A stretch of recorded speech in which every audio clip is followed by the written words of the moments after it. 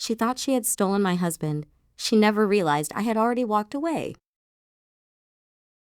The first clue wasn't the lipstick on his collar. It wasn't the late-night phone calls or the sudden business trips. It was my mother's smile. Every time my husband, Daniel, walked into my parents' house, my mother smiled at him in a way that made my stomach twist. My father treated him like royalty, and my younger half-sister, Vanessa, laughed a little too hard at every joke he told. Most wives would have ignored it. I didn't. 3 months later, I found proof that changed everything. Daniel had left his tablet on the kitchen counter while he showered. A message lit up the screen. "I miss you already. Dinner at Mom's tomorrow? She said she'll keep Emma distracted." The sender wasn't saved under a name, just a red heart. I opened the conversation. Hundreds of messages, pictures, plans for weekends they had supposedly spent apart, and one sentence that stole every ounce of air from my lungs.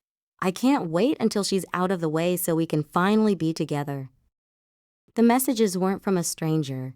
They were from Vanessa, my half-sister, the little sister I defended my entire life, the sister my own parents insisted I forgive whenever she lied, cheated, or stole from me growing up. But the deepest betrayal wasn't Daniel. It was discovering my parents had known all along. The next evening, I parked outside their house. The curtains were open just enough for me to see inside. Daniel kissed Vanessa in my mother's kitchen. My mother laughed. My father handed Daniel a beer. Nobody looked guilty. Nobody looked ashamed. I sat in my car until midnight, crying so hard I couldn't breathe. Then something inside me snapped. I wasn't going to scream. I wasn't going to confront them. I wasn't going to give them the satisfaction. I was going to disappear. But first, I was going to make sure every lie they had ever told exploded in their faces.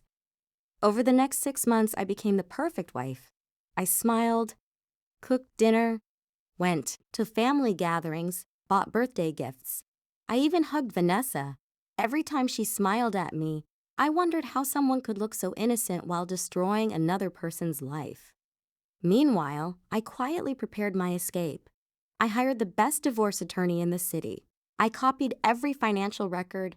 I documented every affair message, every hotel receipt, every transfer of money Daniel secretly made to Vanessa.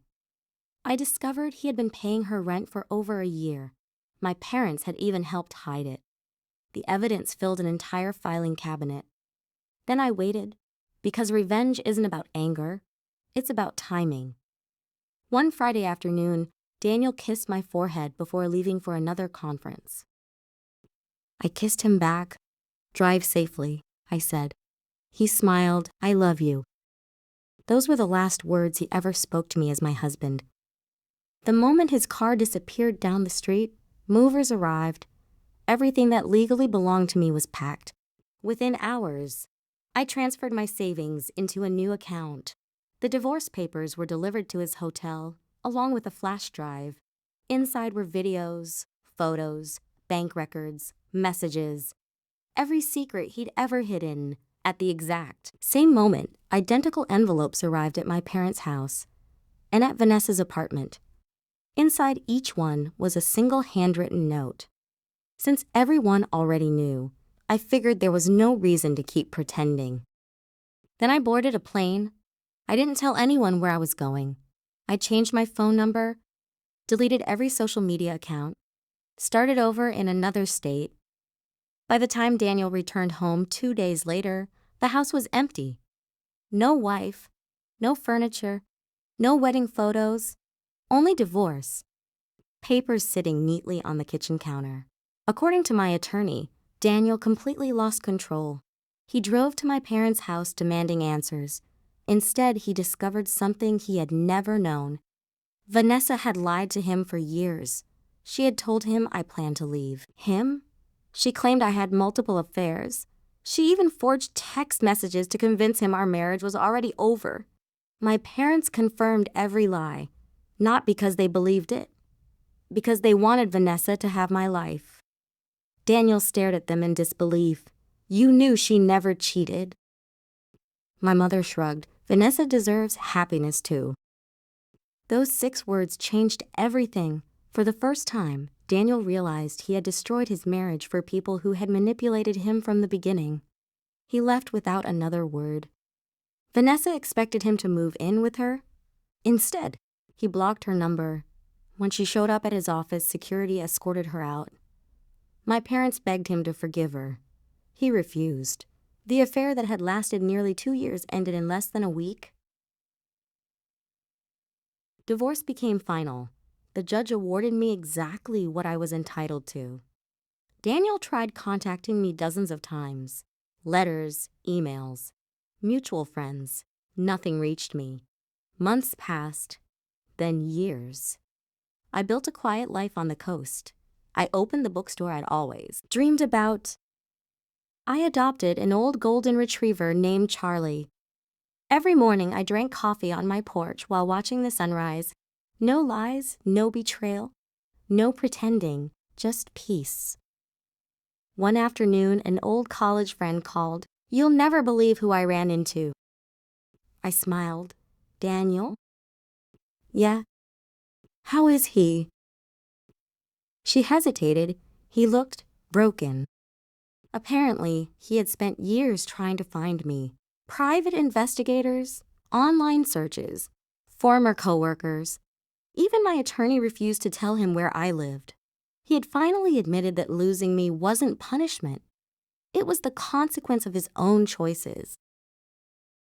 Vanessa, meanwhile, had moved back in with my parents after losing her apartment. The same parents who had encouraged the affair now blamed each other for everything. Family dinners stopped, holiday celebrations disappeared. Their perfect little conspiracy had destroyed the very family they claimed to protect. Sometimes people ask if I regret never confronting them face to face. The answer is simple: no.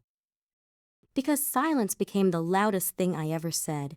I didn't need revenge fueled by screaming. I didn't need public humiliation. I simply walked away. I left them alone with the truth. And sometimes, the truth is the cruelest revenge of all. Last month, I received one final letter. There was no return address. Inside was a single sheet of paper. I'm sorry. I loved you too late. It was signed by Daniel. I folded the letter, walked to the fireplace, and watched it turn to ash. Then I stepped outside. Charlie ran across the yard chasing butterflies. The ocean breeze carried the scent of salt and wildflowers. For the first time in years, I laughed without forcing it.